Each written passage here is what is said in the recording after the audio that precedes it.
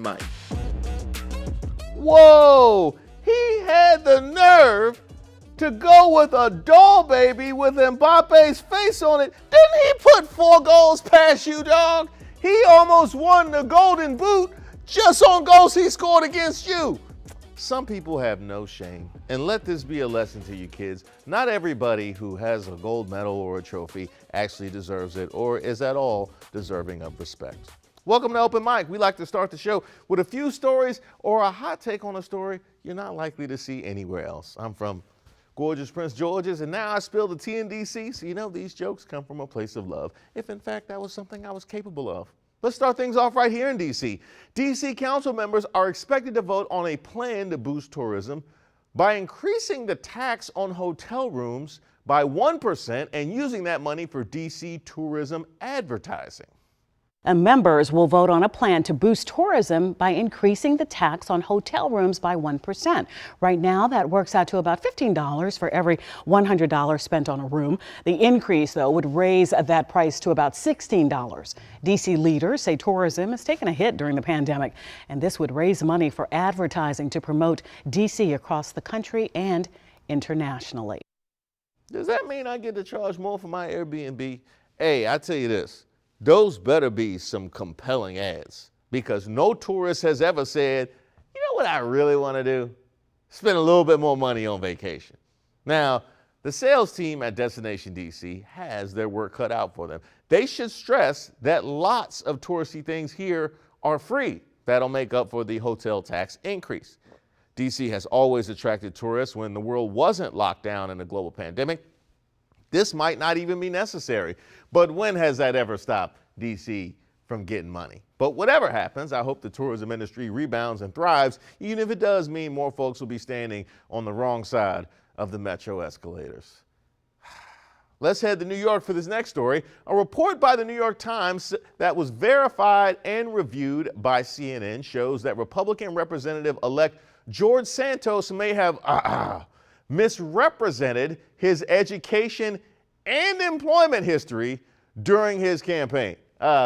Misrepresented, huh? You don't say. That's one way to put it. Now, he's not the first person to lie on their resume, but usually it's something like proficient in Microsoft Excel, not I have a master's degree from NYU or I founded a charity that doesn't exist. I mean, when Citibank says they don't know me, it's because I'm trying to cash a check there without an account. Although, suppose if I said that I worked there, they probably would cash my check. Touche, Santos. Do we even know this guy? Like, I wouldn't trust anything he says. As soon as he opens his mouth, I'd yell out, there you go again, he lying. What lies you gonna tell today? There needs to be a way to remedy all of this, because you can't expect ethics from somebody who appears to have no scruples. That's how bad this is. I had to use a word like scruples. Now, if George Santos gets to keep his job, the rest of us should get to update our LinkedIn profiles. Hey, get ready to see a bunch of brand new Rhodes Scholars and members of Mensa on your timeline, baby. I chose this next story because it's in keeping with the dishonesty theme. Bishop Lamar Miller Whitehead, a New York-based preacher known as the Bling Bishop due to his penchant for wearing luxury clothes and jewelry, was arrested for allegedly defrauding members of his church. No, you don't say. Not the Bling Bishop. A pastor wearing a gold chain, gold glasses, and Fendi from head to toe is accused of misusing funds? Who could have guessed that? And this is a tradition as old as Methuselah. Tale as old as time, song as old as rhyme. Preacher stealing cash. Miller Whitehead pleaded not guilty to federal charges of wire fraud, by the way, attempted extortion, and deceiving the FBI. See, the Lord giveth, and he taketh away. Now, this actually is the same pastor who was robbed of $1 million in jewelry during a live stream church service. Looks like he had plenty of backup jewelry, because now the FBI is coming to snatch that from him. Now, I need to see what he wears to court, because that'll let you know how good his lawyer is. If he shows up in a leather Louis Vuitton printed suit, the prosecution will be like, Your Honor, look at this bam over here. I rest my case. He'll get thrown in prison faster than Daniel got thrown in the lion's den. Ha! I do need to make sure I have my court TV as part of my cable package because this trial is going to be must-see TV. Ha! Let's head to Italy for this last story where Italian police announced that they used a specially adapted Lamborghini supercar to deliver 2 kidneys to donor patients that were hundreds of miles apart.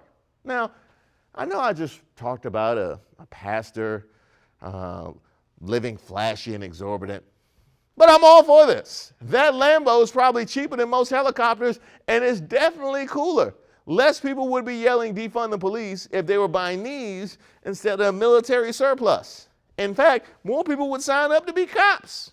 And it would cut down on crime because you are definitely not outrunning that thing no matter what you're driving.